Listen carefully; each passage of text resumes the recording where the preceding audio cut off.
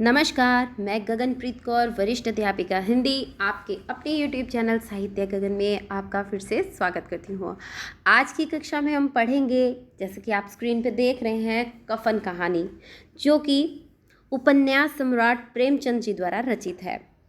यह कहानी आरपीएससी द्वारा आयोजित स्कूल व्याख्याता भर्ती परीक्षा के हिंदी विषय के पाठ्यक्रम में इसको रखा गया है, जो कि अभी लेटेस्ट आया है 2022 का पाठ्यक्रम। तो उन्होंने जारी कर दिया है आरपीएससी ने। आप जाके आरपीएससी की साइट पे देख लें पूरा पाठ्यक्रम फिर से। बहुत चीज़ें उसमें जोड़ी गई हैं। अच्छा कर दिया पाठ्यक्रम, थोड़ा सा बढ़ा दिया, कोई बात नहीं। अपने पहले उतना कर रहे थे, थोड़ा सा और कर लेंगे, तो घबराने की ज़रूरत नहीं है। बहुत ही आसान है, तो हम करेंगे तभी सफलता को हासिल करेंगे। तो अभी हम कफन कहानी पढ़ेंगे। उससे पहले हम प्रेमचंद जी का जीवन परिचय पढ़ेंगे कि कहाँ इनका जन्म हुआ, किस प्रकार का इनका जीवन रहा, और परिवार में कौन कौन था, और इन्होंने कौन कौन सी रचनाएं लिखी, सब देखेंगे। तो चलिए शुरू करते हैं। हाँ, अपने नोट्स ज़रूर बनाइएगा। कहानी के अंदर जो महत्वपूर्ण लाइनें हैं वो मैं बताऊंगी, किस प्रकार से प्रश्न बनेंगे वो भी हम देखेंगे।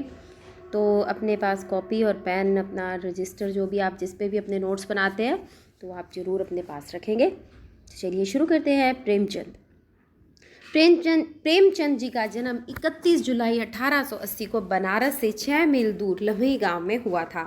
मृत्यु 8 अक्टूबर 1936 ईस्वी में काशी में हुई। प्रेमचंद जी का मूल नाम धनपत राय था। अपने मूल नाम के अलावा नवाब राय के नाम से भी उर्दू में लिखा करते थे, किंतु बाद में वह हिंदी की ओर उन्मुख हो गए। प्रेमचंद के नाम से लिखने लगे। इनके पिता का नाम मुंशी अजायब राय और माता का नाम आनंदी देवी था। खेती उनके घर का मुख्य धंधा था, परंतु गरीबी के कारण उनके परिवार का भरण पोषण बहुत ही कठिनाई से होता था। इनके पिता को विवश होकर डाक खाने में क्लर्क की नौकरी 20 रुपये प्रति माह करनी पड़ी। विवश होकर, आज के समय में मिले डाक खाने में नौकरी, भाग के करेंगे हम। निम्न मध्यम वर्गीय परिवार में पालन पोषण होने के कारण उन्हें जीवन की कठिनाइयों का अनुभव हुआ और विपत्तियां झेलने की शक्ति मिली। अपूर्ण अभिलाषाओं और दरिद्र जीवन को लेकर वे जीवन पथ पर अग्रसर हुए। प्रेमचंद की 3 महीने थी, किंतु 2 की तो बचपन में ही मृत्यु हो गई थी। प्रेमचंद जब 8 साल के थे तब उनकी माता का देहांत हो गया। अपूर्ण अभिलाषाओं और दरिद्र जीवन सहन करने के साथ साथ वे बचपन से मातृ स्नेह से वंचित रह गए। इन अनुभवों की अभिव्यक्ति आगे चलकर उनके लेखन में देखने को मिलती है। छात्र जीवन में ट्यूशन करते हुए प्रेमचंद ने अपना अध्ययन जारी रखा। सन 1910 में इंटर की परीक्षा पास की और एक स्कूल में 18 रुपये मासिक वेतन पर नौकरी की। 1919 ईस्वी में उन्होंने बीए की परीक्षा पास की। गोरखपुर, कानपुर, बनारस, बस्ती आदि स्थानों पर भी वे अध्यापक रहे। उनकी जीविका का प्रधान साधन अध्यापन था।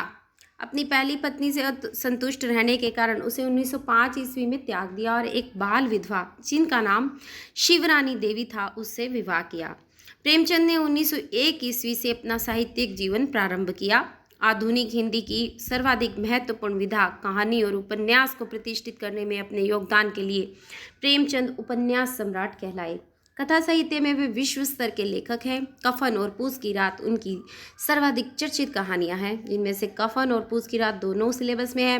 पूस की रात वरिष्ठ अध्यापक के पाठ्यक्रम में रखी गई है और कफन जो है वो स्कूल व्याख्याता में रख दी है उन्होंने। अब आधुनिक हिंदी के कथा सम्राट प्रेमचंद ने कहानीकार और उपन्यासकार दोनों ही रूपों में हिंदी साहित्य में युगांतकारी परिवर्तन उत्पन्न किया। प्रेमचंद से पूर्व हिंदी कथा साहित्य में तिलिस्म, अय्यारी, इसे जासूरी ना पढ़ के आप जासूसी पढ़ें, जासूसी व काल्पनिक कथाओं की भरमार थी। साहित्य के पाठकों में मनोरंजन का साधन भर था। उसके विपरीत प्रेमचंद ने साहित्य को समाज का दर्पण मानते हुए साहित्य में वास्तविकता और जीवन के यथार्थ प्रसंगों से संबद्ध किया। प्रेमचंद ने शताब्दियों से पद-दलित, शोषितों, मजदूरों, किसानों व गरीबों के दुख दर्द को अपनी कहानियों व उपन्यासों में अभिव्यक्ति दी है। कहानियाँ जो प्रेमचंद जी ने लिखी वो सोजेवतन, सप्त सरोज, नवनिधि हिंदी, प्रेम पूर्णिमा, प्रेम पच्चीसी, प्रेम तीर्थ, प्रेम प्रतिभा, प्रेम पंचमी, प्रेम चतुर्थी, 5 फूल, कफन, समर यात्रा, मानसरोवर, 8 खंड, प्रेम पीयूष, प्रेम कुंज, सप्त सुमन, प्रेरणा, प्रेम सरोवर, समाधि, प्रेम राग। देखिए, मानसरोवर जो है वो इनकी कहानियों का संग्रह है जिसके 8 खंड प्रकाश आ चुके हैं और कहते हैं कि इनकी 300 कहानियाँ मिल चुकी हैं, आगे और भी मिल रही हैं। बहुत सारे जने शोध करते हैं, पीएचडी करते हैं, तो मिल रही हैं आज की डेट में भी। तो इसके अतिरिक्त प्रेमचंद ने गबन, गोदान, करमभूमि, रंगभूमि, निर्मला, प्रेमाश्रय इत्यादि कई उपन्यास लिखे। करबला, संग्राम, प्रेम की वेदी, ये इनके नाटक हैं तथा महात्मा शेख सादी और दुर्गादास की जीवनी लिखी, अति महत्वपूर्ण, याद रखें। इसके अतिरिक्त बाल साहित्य अनुत्तर भी मिलता है। उनका निबंध साहित्य भी अनूठा है। उन्होंने हंस, जागरण, मर्यादा व माधुरी आदि पत्रों का संपादन भी किया है। ये भी हमें अच्छे से इसको ध्यान में रखना है। अब हम कहानी शुरू कर रहे हैं। कहानी कफन। झोंपड़े के द्वार पर बाप और बेटा दोनों बुझे हुए अलाव के सामने चुपचाप बैठे हुए थे और अंदर बेटे की जवान बीवी बुधिया प्रसव वेदना से पछाड़ खा रही थी। रह रहकर उसके मुंह से ऐसी दिल हिला देने वाली आवाज़ निकलती थी कि दोनों कलेजा थाम लेते थे। जाड़ों की रात थी। प्रकृति सन्नाटे में डूबी हुई थी। सारा गांव अंधकार में लय हो गया था। घीसू ने कहा, मालूम होता है बचेगी नहीं, सारा दिन दौड़ते हो गया, जा देख तो हाँ। माधव चिढ़कर बोला, मरना ही है तो जल्दी मर क्यों नहीं जाती, देखकर क्या करूं? तू बड़ा बेदर्द है बे, साल भर जिसके साथ सुख चैन से रहा उसी के साथ इतनी बेवफाई। तो मुझसे तो उसका तड़पना और हाथ पांव पटकना नहीं देखा जाता। चमारों का कुनबा था और सारे गांव में बदनाम। घीसू एक दिन काम करता तो 3 दिन आराम करता। माधव इतना कामचोर था कि आधे घंटे काम करता तो घंटे भर चिलम पीता। इसलिए उन्हें कहीं मजदूरी नहीं मिलती थी। घर में मुट्ठी भर अनाज मौजूद हो तो उनके लिए काम करने की कसम थी। जब 2-4 फाके हो जाते तो घीसू पेड़ पर चढ़कर लकड़ियां तोड़ लाता और माधव बाजार में बेच आता, और जब तक वह पैसे रहते दोनों इधर उधर मारे मारे फिरते। गांव में काम की कमी ना थी। किसानों का काम था। मेहनती आदमी के लिए 50 काम थे, मगर इन दोनों को उसी वक्त बुलाते जब 2 आदमियों से एक का काम पाकर भी संतोष कर लेने के सिवा और कोई चारा ना होता। अगर दोनों साधु होते तो उन्हें संतोष और धैर्य के लिए संयम और नियम की बिल्कुल ज़रूरत ना होती। यह तो इनकी प्रकृति थी। विचित्र जीवन था इनका। घर में मिट्टी के 2-4 बर्तनों के सिवा कोई संपत्ति न थी। फटे चिथड़ों में अपनी नग्नता को ढांके हुए जिए जाते थे। संसार की चिंताओं से मुक्त कर्ज दे देते थे। मटर आलू की फसल में दूसरों के खेतों में मटर या आलू उखाड़ लाते और भून भून कर खा लेते, या 10-5 ईख उखाड़ लाते और रात को चूसते। घीसू ने इसी आकाश वृत्ति से 60 साल की उम्र काट दी और माधव भी सपूत बेटे की तरह बाप ही के पद चिन्हों पर चल रहा था, बल्कि उसका नाम और भी उजागर कर रहा था। इस वक्त भी दोनों अलाव के सामने बैठकर आलू भून रहे थे, जो कि किसी खेत से खोद लाए थे। घीसू की स्त्री का तो बहुत दिन हुए देहांत हो गया था। उसने इस खानदान में व्यवस्था की नींव डाली थी और इन दोनों बेगैरतों का दोजख भरती रहती थी। जब वह आई ये दोनों और भी आराम तलब हो गए थे। अब यहाँ ध्यान देना, जब वह आई किसके लिए आया है वह। मैंने आपको अभी बोला था कि मैं प्रश्न भी बताऊंगी, अपने लिखेंगे भी, तो इसको आप अंडरलाइन करिए। जब वह आई ये दोनों और भी आराम तलब हो गए थे, बल्कि कुछ अकड़ने भी लगे थे। कोई कार्य को बुलाता तो निर्व्याज भाव से दुगनी मजदूरी मांगते।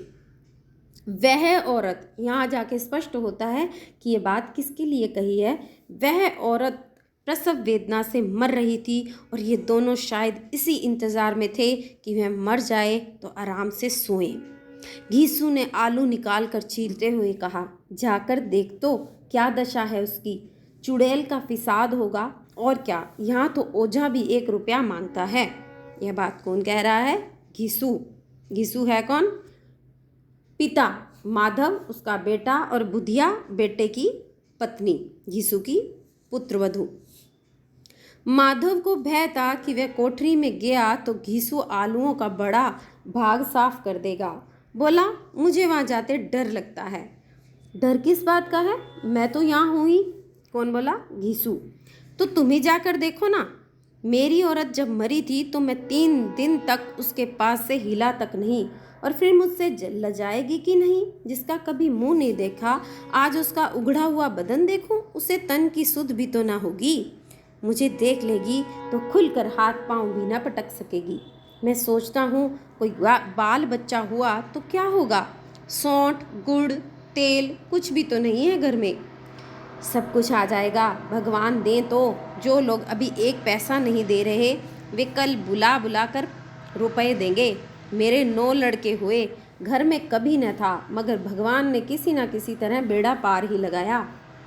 गीसू कह रहा है ये, जिस समाज में आसपास ट्रेन की आवाज़ आती रहती है उसको आप ध्यान मत देना।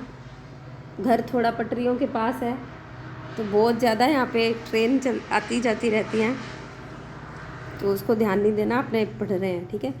मेरे 9 लड़के हुए, घर में कभी न था, मगर भगवान ने किसी ना किसी तरह बेड़ा पार ही लगाया। चली गई ट्रेन। तो ये कौन कह रहा है? घीसू। जिस समाज में रात दिन मेहनत करने वालों की हालत उनकी हालत से बहुत कुछ अच्छी न थी, और किसानों के मुकाबले में वे लोग जो किसानों की दुर्बलताओं से लाभ उठाना चाहते थे कहीं ज़्यादा संपन्न थे, यहाँ इस तरह की मनोवृत्ति का पैदा हो जाना कोई अचरज की बात न थी। हम तो कहेंगे घीसू किसानों से कहीं ज़्यादा विचारवान था, और किसानों के विचार शून्य समूह में शामिल होने के बदले बैठकबाजों की कुत्सित मंडली में जा मिला था। हाँ, उसमें यह शक्ति ना थी कि बैठकबाजों के नियम और नीति का पालन करता, इसलिए जहाँ उसकी मंडली के और लोग गांव के सरगना और मुखिया बने हुए थे, उस पर सारा गांव उंगली उठाता था। ये आप ध्यान रखेंगे सारी बातें कि वो किस बैठक का मुखिया, किस बैठक में जा बैठा था। घीसू किसानों से कहीं ज़्यादा विचारवान था और विचार शून्य समूह में शामिल होने के बदले बैठकबाजों की कुत्सित मंडली में जा बैठा था। इसको याद रखना है हमने। फिर भी उसे यह तस्कीन तो थी कि अगर वह फटे हाल है तो कम से कम उसे किसानों की सी जी तोड़ मेहनत तो नहीं करनी पड़ती, और उसकी सरलता और निरीता से दूसरे लोग बेजा फ़ायदा तो नहीं उठाते। दोनों आलू निकाल निकाल कर जलते जलते खाने लगे।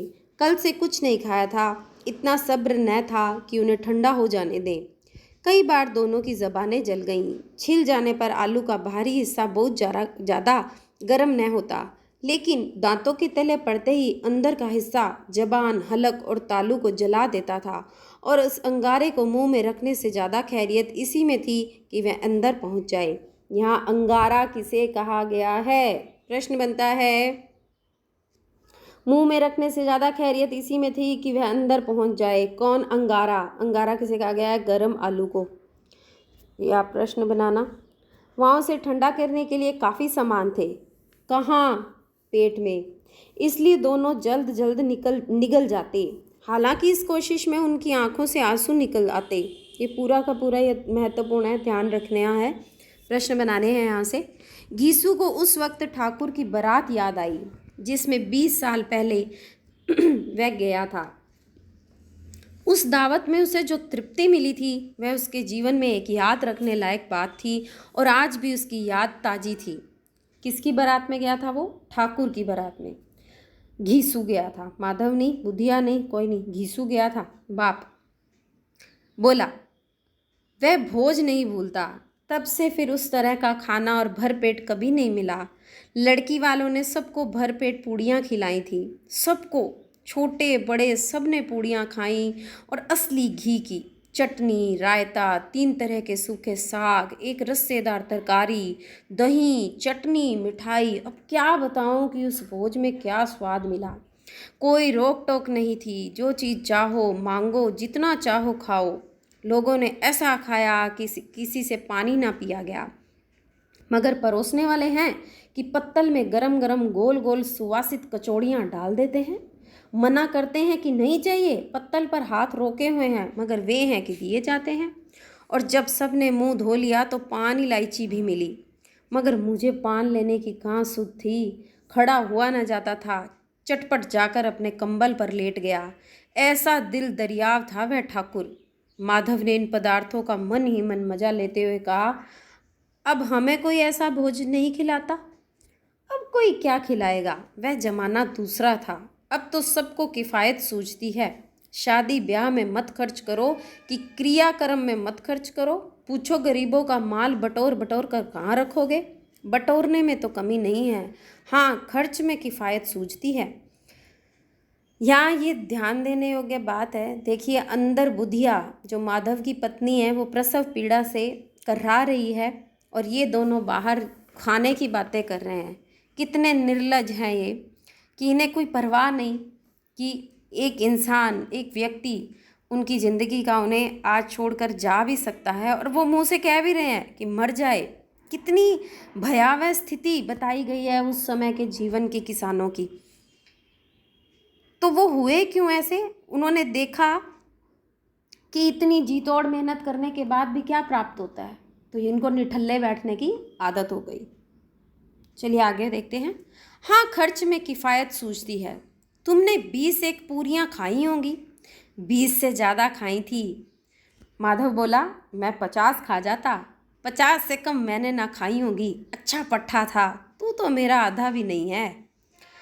आलू खाकर दोनों ने पानी पिया और वहीं अलाव के सामने अपनी धोतियां ओढ़कर पाँव पाँव पेट में डाले सो रहे, जैसे दो बड़े बड़े अजगर गेंडुलियां मारे पड़े हों। अब यहाँ ये ध्यान देना, अगर वो ये कह दें कि जैसे दो बड़े बड़े अजगर गेंडुलियां मारे पड़े हों, ये किसके लिए आया है? तो माधव और घीसू के लिए। कौन सी कहानी में से आई है ये पंक्ति, ये भी पूछ सकता है। और बुधिया अभी तक कर्रा रही थी। सवेरे माधव ने कोठरी में जाकर देखा तो उसकी स्त्री ठंडी हो गई थी। उसके मुंह पर मक्खियां भिनक रही थी। पत्थराई हुई आंखें ऊपर टंगी हुई थी। सारी देह धूल से लथपथ हो रही थी। उसके पेट में बच्चा मर गया था। माधव भागा हुआ घीसू के पास आया। फिर दोनों जोर जोर से हाय हाय करने और छाती पीटने लगे। पड़ोस वालों ने यह रोना धोना सुना तो दौड़े हुए आए और पुरानी मर्यादा के अनुसार इन अभागों को समझाने लगे। मगर ज़्यादा रोने पिटने का अवसर न था। कफन की और लकड़ी की फिक्र करनी थी। घर में तो पैसा इस तरह गायब था जैसे चील के घोंसले में मांस। अब ध्यान दें कि सारी रात बुधिया चीखती चिल्लाती रही, तब कोई क्यों नहीं आया? जब इन्होंने हाय हाय की तब पड़ोस के आ गए। तब की मानसिक स्थिति लोगों की यहाँ से इस एक पंक्ति से देखिए, प्रेमचंद ने कितनी खूबसूरती से हमारे सामने रखी है। तो वो कहाँ गए? कफन की और लकड़ी की फिक्र करनी थी। घर में तो पैसा इस तरह गायब था जैसे चील के घोंसले से मांस। पैसा किस तरह गायब था, इसकी किससे तुलना की गई है? प्रश्न बन सकता है, जैसे चील के घोंसले से मांस। बाप बेटे रोते हुए गांव के जमींदार के पास गए। वह इन दोनों की सूरत से नफरत करते थे। कई बार इन्हें अपने हाथों पीट चुके थे। चोरी करने के लिए, वादे पर काम न आने के लिए पूछा, क्या है बेस घिसुआ, रोता क्यों है? कौन पूछ रहा है? जमींदार। अब तो तू कहीं दिखाई भी नहीं देता, मालूम होता है इस गांव में रहना नहीं चाहता। घिसू ने जमीन पर सिर रखकर आंखों में आंसू भरे हुए कहा, सरकार बड़ी विपत्ति में हूँ। माधव की घरवाली रात को गुजर गई। रात भर तड़पती रही सरकार। हम दोनों उसके सिरहाने बैठे रहे।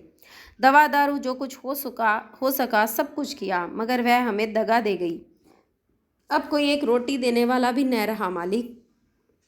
तबाह हो गए, घर उजड़ गया। आपका गुलाम हूँ। अब आपके सिवा कौन उसकी मिट्टी पार लगाएगा? मिट्टी पार लगाना, दाह संस्कार करना, अंतिम यात्रा के लिए भेजना। हमारे हाथ में तो जो कुछ था वह सब दवा दारू में उठ गया। झूठ देखिए इनका। सरकार ही की दया होगी तो उसकी मिट्टी उठेगी। आपके सिवा किसके द्वार पर जाऊं? जमींदार साहब दयालु थे। प्रश्न बन सकता है, जमींदार साहब को किस प्रकार का दिखाया गया है? तो दयालु, घमंडी, अहंकारी, तो दयालु थे। मगर घीसू पर दया करना काले कंबल पर रंग चढ़ाना था। जी में तो आया, कह दे चल दूर हो यहाँ से।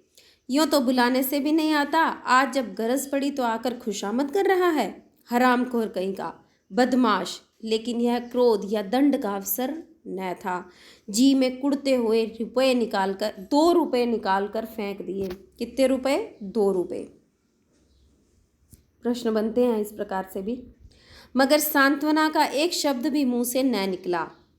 उसकी तरफ ताका तक नहीं, जैसे सिर का बोझ उतारा हो। जब जमींदार साहब ने 2 रुपए दिए तो गांव के बनिए महाजनों को इनकार का साहस कैसे होता। घीसू जमींदार के नाम का ढिंढोरा भी पीटना जानता था। किसी ने 2 आने दिए, किसी ने 4 आने। 1 घंटे में घीसू के पास 5 रुपए की अच्छी रकम जमा हो गई।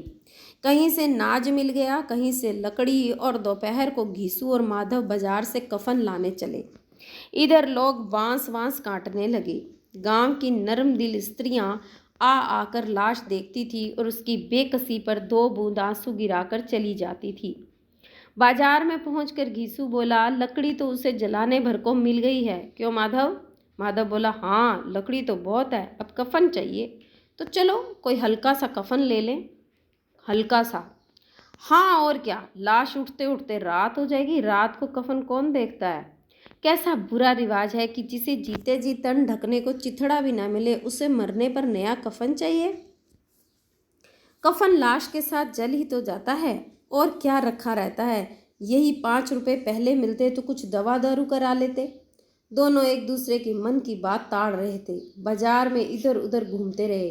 कभी इस बाजार की दुकान पर गए, कभी उस दुकान पर। तरह तरह के कपड़े, रेशमी और सूती देखे, मगर कुछ जंचा नहीं। यहाँ तक कि शाम हो गई। तब दोनों न जाने किस दैवी प्रेरणा से एक मधुशाला के सामने आ पहुँचे और जैसे किसी पूर्व निश्चित व्यवस्था से अंदर चले गए। वहाँ जरा देर तक दोनों असमंजस में खड़े रहे। फिर घीसू ने गद्दी के सामने जाकर कहा, साहू जी एक बोतल हमें भी देना। उसके बाद चिखोना आया, तली हुई मछली आई और दोनों बरामदे में बैठकर शांतिपूर्वक पीने लगे। कई कुज्जियाँ ताबड़तोड़ पीने के बाद दोनों सरूर में आ गए। फिर से ट्रेन आ गई है। घीसू बोला, कफन लगाने से क्या मिलता है, आखिर जल ही तो जाता है।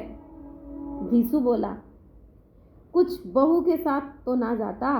माधव आसमान की तरफ देखकर बोला, मानो देवताओं को अपनी निष्पापता का साक्षी बना रहा हो। दुनिया का दस्तूर है, नहीं लोग बामनों को 1000 रुपए क्यों देते? कौन देखता है परलोक में मिलता है या नहीं। बड़े आदमियों के पास धन है, फूके। हमारे पास फूकने को क्या है, लेकिन लोगों को जवाब क्या दोगे? लोग पूछेंगे नहीं कफन कहाँ है। माधव ने कहा, बड़े आदमियों के पास धन है, फूके। ये घीसू ने कही ये बात। घीसू हंसा, अब कह देंगे कि रुपए कमर से खिसक गए, बहुत ढूंढा मिले नहीं, लोगों को विश्वास न आएगा, लेकिन फिर वही रुपए देंगे। माधव भी हंसा। इस अनपेक्षित सौभाग्य पर बोला, बड़ी अच्छी थी बेचारी, मरी भी तो खूब खिला पिलाकर। आधी बोतल से ज़्यादा उड़ गई। घीसू ने 2 सेर पूड़ियाँ मंगाई, चटनी, अचार, कलेजियाँ। शराब खाने के सामने ही दुकान थी। माधव लपक कर 2 पत्तलों में सारा सामान ले आया। 2 पत्तलों में सारा सामान ले आया। पूरा 1.5 रुपया खर्च हो गया, सिर्फ थोड़े से पैसे बच रहे। दोनों इस वक्त इस शान से बैठे पूड़ियाँ खा रहे थे जैसे जंगल में कोई शेर अपना शिकार उड़ा रहा हो। न जवाबदेही का खौफ था, न बदनामी का फिक्र। इन सब भावनाओं को उन्होंने बहुत पहले ही जीत लिया था। घीसू दार्शनिक भाव से बोला, हमारी आत्मा प्रसन्न हो रही है तो क्या उसे पुण्य ना होगा? माधव ने श्रद्धा से सिर झुकाकर तस्दीक की, जरूर से जरूर होगा। भगवान तुम अंतर्यामी हो, उसे बैकुंठ ले जाना। हम दोनों हृदय से आशीर्वाद दे रहे हैं।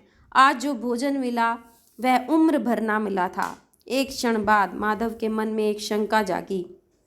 बोला, क्या दादा, हम लोग भी तो एक ना एक दिन वहाँ जाएंगे ही?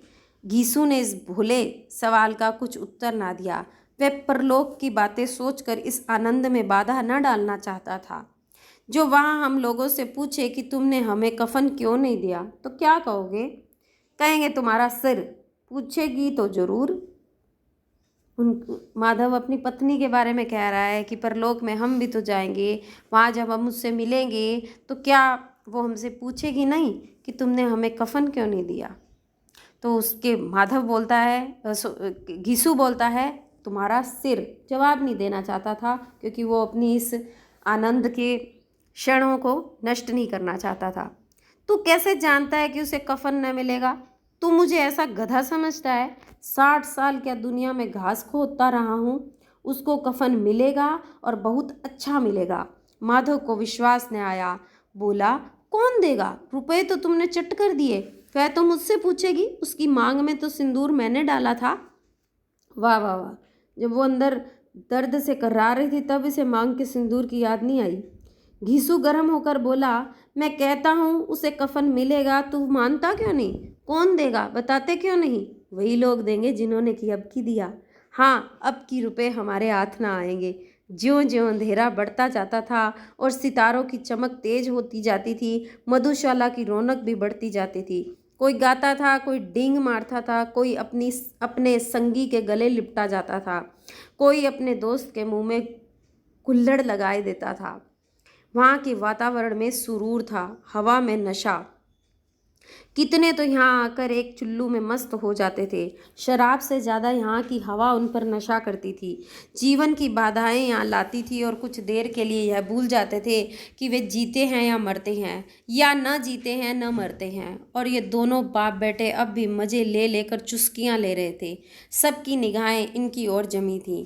दोनों कितने भाग्य के बली हैं, पूरी बोतल बीच में है। इनके भाग्य की वो परिभाषा लगा रहे हैं जो लोग इन्हें देख रहे हैं कि पूरी बोतल बीच में है।